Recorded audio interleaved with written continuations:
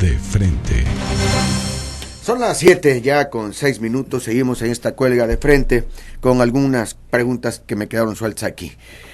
Arturo, y es sobre el tema de la impunidad. A mí no me interesa que metan a la cárcel a alguien en particular, sobre todo pues si ese alguien es inocente. Pero si hay pruebas, si se dan los elementos de quienes traicionaron al pueblo, quienes tocaron el dinero de la gente, que enfrenten a la justicia.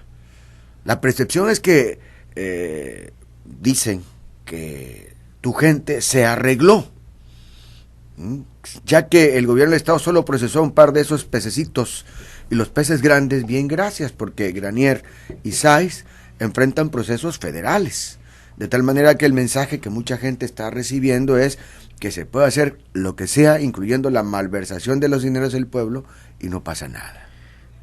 No, Chuy, yo creo que ese es un reclamo que no me pueden hacer, definitivamente. Yo creo que no hay ningún otro caso en la historia reciente del país de un gobernador que de manera clara y definida haya denunciado el atraco y el saqueo de que fue objeto las finanzas de su estado al tomar posesión y al proceder a meter las denuncias penales a quien resultara responsable.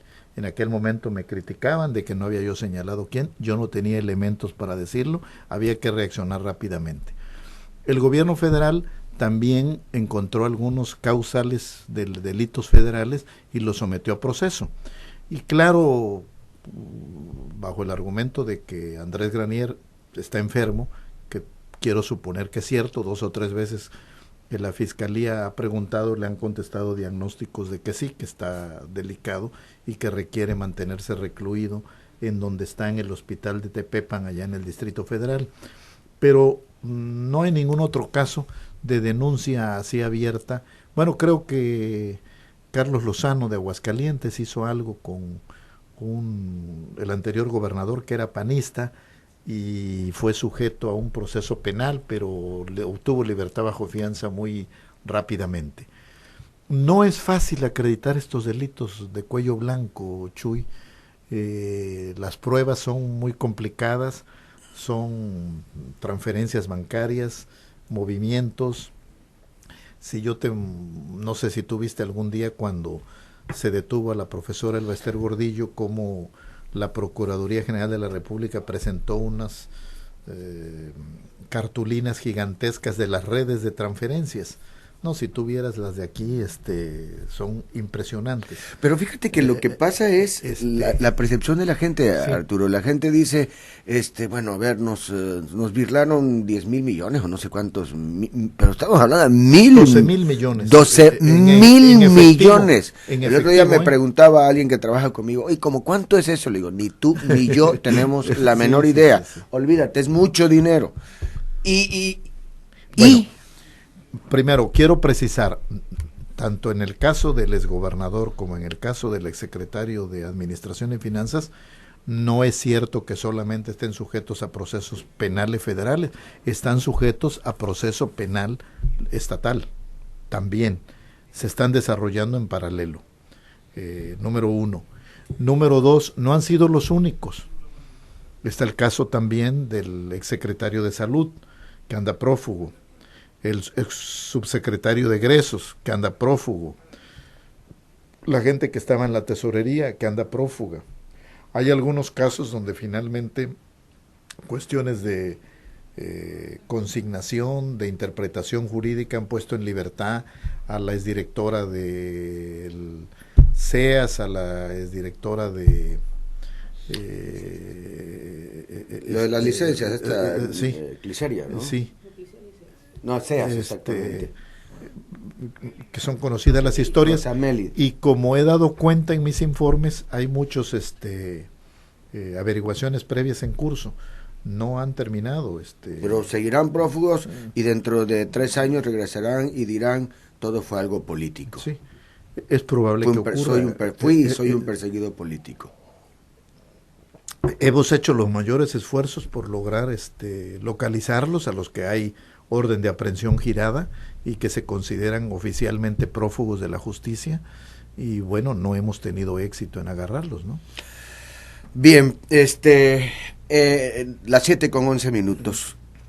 CFE, ¿qué va? Que es donde has tenido algunos problemillas ahí con con algunos políticos que te critican.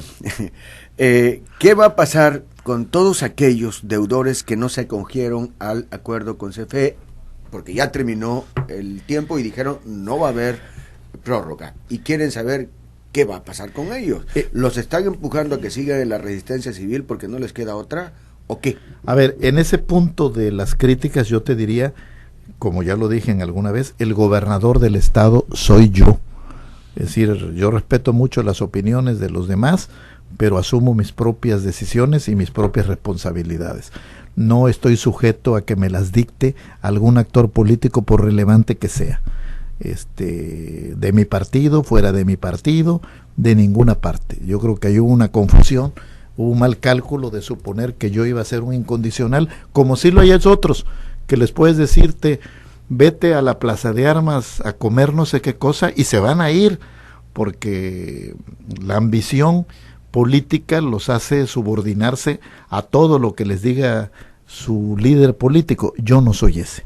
Nunca lo fui y no hay ninguna sorpresa en que me haya conducido con independencia y yo haya tomado la decisión que mejor consideré para cumplir el compromiso con los tabasqueños de encontrar una solución al problema del adeudo histórico con la Comisión Federal. ¿Estás muy ofendido por las declaraciones, Andrés Manuel? ¿Estás muy ofendido? Muy agraviado, sí, desde luego, desde luego. No son calificativos que yo merezca. ¿Amor con amor se paga y agravios con agravios se pagan? No he simple y sencillamente respondido porque soy el gobernador del estado, pero si no, también de este ronco pecho iban a escuchar argumentos. ¿Quiere decir a la salida nos vemos? A la salida nos vemos. Okay. Bueno, Pero me estabas preguntando sobre si no terminamos con convenio. El CFE, sí. Déjame decirte, como tú sabes, el movimiento ha partido de dos consignas, borrón y cuenta nueva y tarifas preferenciales. Con este convenio logramos el borrón y cuenta nueva para casi el 90% de los deudores. 9 de cada 10 han estado en condiciones, a través del plazo abierto, de cancelar su adeudo. No de una manera de que primero te cancelo el adeudo y luego pagas, sino vas pagando y te voy cancelando el adeudo, porque de lo que se trata también para la Comisión Federal de Electricidad es de reconstruir cultura de pago.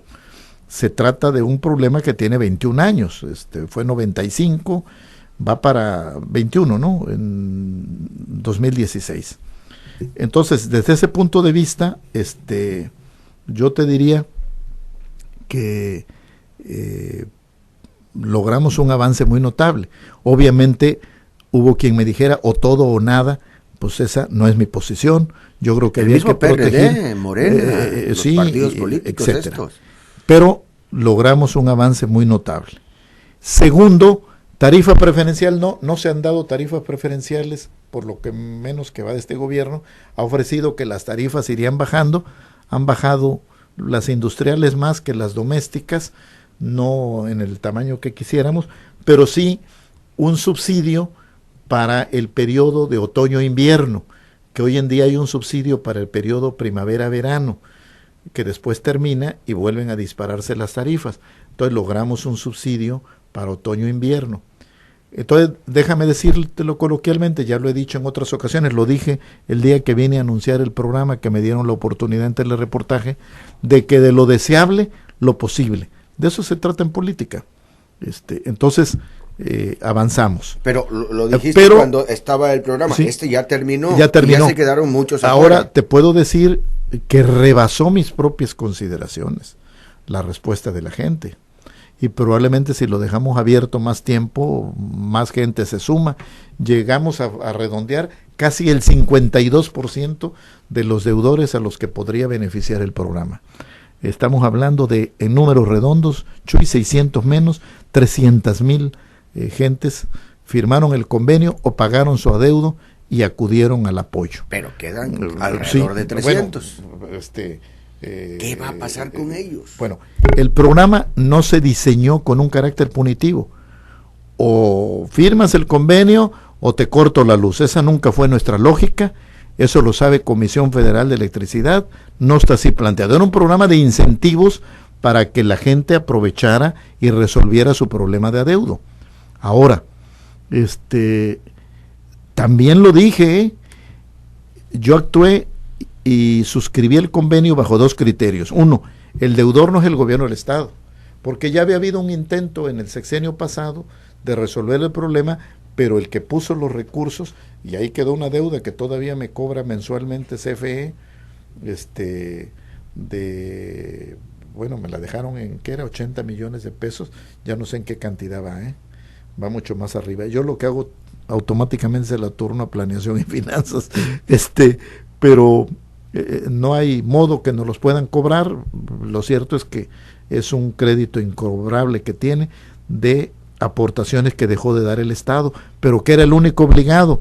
En el esquema del sexenio anterior no había aportaciones ni de CFE ni del gobierno federal. Ahora sí las hubo, de las 3 partes. Precisamente por la capacidad de dar aportación del Estado fue que no pudimos ir a atender el 100%. Y máxime que ese 10% es el que debe más, Chuy.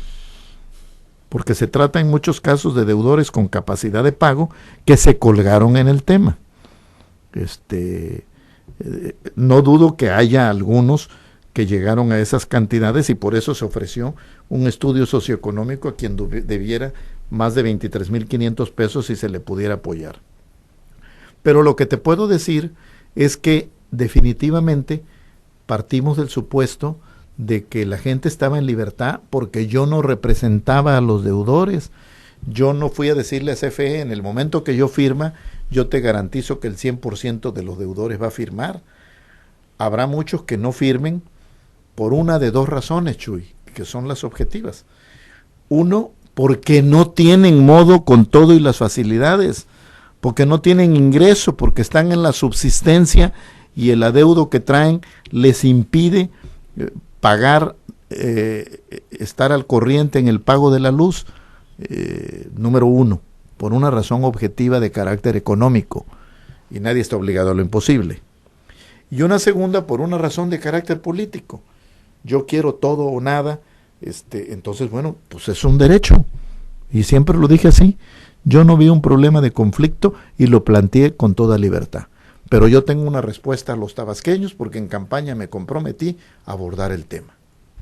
Bien, un tema más, ahora sí, la última y nos vamos. Sí. ¿Qué pasa con la obra federal? Muy poca y extremadamente lenta y mal hecha. Es fácil darse cuenta de la diferencia en la ejecución de esta al observar la calidad y velocidad de cómo trabajan en Campeche, en Veracruz, en Chiapas, en Yucatán. Yo sé que es obra federal, pero ¿no puedes hacer algo ante tanta negligencia, tanta lentitud? ¿Cuánto tiempo se tardó el distribuidor vial ese, que es una maravilla, pero cuánto tiempo hizo que la gente verdaderamente les mentoteara el 10 de mayo? Y acá a Cárdenas, y podríamos mencionar muchas otras. Bueno, las carreteras, Chuy, el libramiento de 30 kilómetros de la carretera 180 a la carretera 180, es decir, va del tramo, digamos, Cárdenas-Villahermosa al tramo Villahermosa-Frontera. ¿Hay una maldición? Bueno, data de vino a poner la primera piedra de 2009 el presidente Felipe Calderón Hinojosa de ese libramiento. Son 30 kilómetros, Chuy. Échale a febrero de 2016, esa obra va a tener 16 y 3, 19 años, 30 kilómetros. Yo creo que son...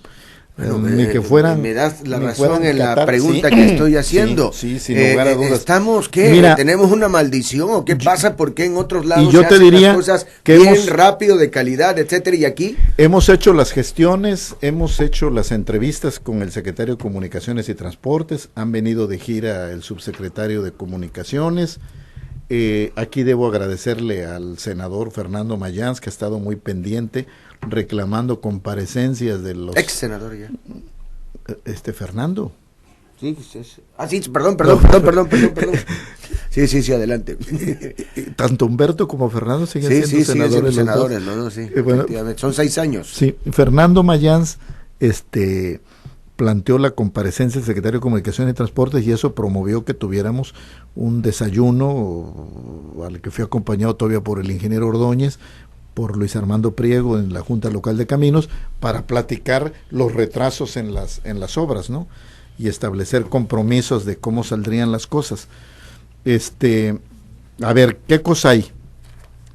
Yo te diría primero, Chuy, que hay una serie de problemas muy nuestros que te dificultan la obra. El derecho de uso de vía. Nosotros lo tenemos para 6 kilómetros de la ampliación a Nacajuca. Nos hemos atorado con gente que no se quiere mover, con un poco una respuesta un tanto lenta de la Comisión Federal de Electricidad para movernos ante la ampliación que hicimos, porque ya ves que había un cuello de botella brutal de Pomoca para acá. Entonces, en un primer tramo de 6 kilómetros nos hemos encontrado que aún el derecho de vía estaba invadido por posesionarios y hubo que hacer una serie de negociaciones para lograr el desalojo de los mismos, y en algunos casos pues llegamos a la expropiación y ya hemos tenido que desalojar con la fuerza pública.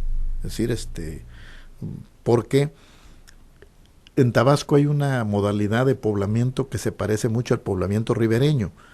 Si tú te subes a un avión o a un helicóptero y ves abajo, ves cómo está los asentamientos a la orilla, a la ribera de los ríos. Evidentemente no están como calle uno al lado de otro, sino que median muchos predios y espacios vacíos. Están separados. Eso te encarece mucho las redes de servicios, las que tienen que ver con agua potable, con drenaje, con electricidad, con telefonía, con cualquier red de servicio, porque no hay una cuadrícula que te concentre y te permita otorgar los servicios. Bueno, ese mismo esquema de poblamiento ribereño, nuestra gente lo está usando a la orilla de las carreteras, y tú serás testigo en muchos casos de que hay carreteras que se nos han vuelto calles. Quizá el ejemplo más claro, nítido sobre este tema sea la carretera Cárdenas-Comalcalco, pero no solo esa, también de aquí a Nacajuca hay muchos tramos donde sea, de aquí a la salida a Cárdenas ya se ha ido haciendo una especie de parque industrial de bodegas, por lo menos en la salida, por cierto también entre paréntesis de moteles, en la salida a Cárdenas, ¿no? Uh-huh. Bueno, todo eso hace que alrededor de esa actividad se monte gente sobre el derecho de vía. Entonces, en el caso del Libramiento, hubo un largo tiempo que se empleó porque pues se lanzaron a la obra sin haber resuelto el derecho de vía y se tardaron. Todavía cuando iniciamos el gobierno, el secretario de Ordenamiento Territorial y Obras Públicas, el ingeniero Manuel Ordóñez, ayudó a resolver a la SCT algunos casos que traía arrastrando de gente con la que no había logrado negociar para el derecho de vía del Libramiento. Después ese problema quedó atrás, pero entonces vino una licitación y hubo unas empresas españolas, entiendo, que se tiraron al suelo en la cotización para ganarla y después tiraron la obra a medio camino porque no les daba lo que habían cotizado y han tenido que ser ahora contratistas locales los que se han hecho cargo para poder terminar esa obra. Y la modernización del tramo de Cárdenas a Villahermosa, que también no es demasiado grande, comparado, como tú bien dices, yo viajo, cuando voy a la Ciudad de México, he convocado a diversos eventos oficiales, a Toluca, y recorro el camino Toluca-DF, y ya están construyendo una autopista con una velocidad impresionante, que va en medio de la actual autopista México-Toluca, casi elevada, y va a una velocidad que cada viaje que voy me impresiono de los avances. Algo está mal en Dinamarca. Pero además da pena porque lo primero que te dice la gente cuando viene por carreteras dice, no, estaba muy bien la carretera, pero cuando llegamos a Tabasco empezaron los baches y es una constante. En fin, ojalá y algo se pueda hacer. Hay muchísima gente, Arturo, que nos ha enviado cartas desde antes, nos enviaron cartas y otros que han estado y que tienen vueltas locas a nuestra recepcionista. Sí. apuntando diversos mensajes, peticiones, etcétera. Los vamos a atender uno por uno. Te voy a entregar todo esto, nada más algunos te menciono. Cristian Gallegos González, esto es vecinos de la ranchería Medellín y Pigua, cuarta sección centro, que han solicitado a la Junta Estatal de Caminos, pavimentación, en fin, habla de obras. Plutarco Elías Hidalgo Alférez Lica, saludando al gobernador. Muchas gracias. El Ricardo Torres López, que representante legal de la empresa comercializadora de obras civiles y eléctricas, RIAM, dice que es sobre el adeudo de pagos, igual que pidiéndote y aquí explican que es el asunto de muchas personas que traen estos adeudos de gobierno. Otra de Ubelio Ábalos Colón, recordarle que los habitantes de Villa Macultepec se abarrotaron a votar por usted y por Humberto de los Santos. Para un cambio hasta ahora no hay. Espero, don Arturo, que este año ponga la vista en esta vía. Estamos padeciendo por el arroyo asolvado, necesitamos pavimentada. En fin, aquí también dan a conocer. Ramón Gómez Jiménez pide audiencia para tener una mesa de trabajo por programas sociales que no han llegado, y aquí menciona José Luis Estrada Martínez de la ranchería La Lima Centros, también solicita audiencia. Aquí explica, esta es una carta de Lenín Méndez Sánchez, me pide simplemente que te la entregue. Evaristo Moscoso McDonald, veo carreteras en la desgracia, muchos semáforos en la ciudad no sirven, que carecen de señalamientos y rayas de separación, las calles y la carretera del ranchería San Marcán está horrible. Quisiera que gestione ante el gobierno federal obras para Tabasco, la poca obra que hay en desarrollo no se termina, la carretera que va de Villahermosa al aeropuerto está en pésimas condiciones, no tiene nada de autopista, el puente de Grijalva 2 tiene muchos baches, en fin. Dice, la palabra empeñada no ha sido cumplida, quedan 3 años de su administración, es tiempo que cumpla, por eso lo hicimos gobernador. Bueno, muchas otras más. Ya nos hemos pasado, pero de más del tiempo. Te entrego toda esta correspondencia. Con mucho gusto la atendemos. Y bueno, pues a ver en qué tiempo, cómo, de qué manera, porque es bastante. Sí. Y apreciar mucho que hayas venido al programa y desearte que, bueno, pues tengas un buen año, pero sobre todo que redoblen tú y tu equipo el trabajo que tienen que hacer por Tabasco, porque lo necesitamos y lo necesitamos más que nunca. Yo hablaba en mi informe del que tenemos que rescatar algo fundamental para las sociedades, que es la esperanza, y tenemos que renovar la esperanza en Tabasco. Y eso tiene que ser a partir de las realidades. La gente no nace pesimista. Los hechos, las evidencias la pueden hacer pesimista, desanimarla. Pero también tenemos que perseverar sobre las adversidades y remontarlas. No hay de otra. Muy bien, pues gracias. Lo vamos a hacer. El gobernador del estado. Vamos a la pausa y enseguida vendrán nuestros compañeros con la cosecha informativa del equipo en versión 970, media horita después. Ándele.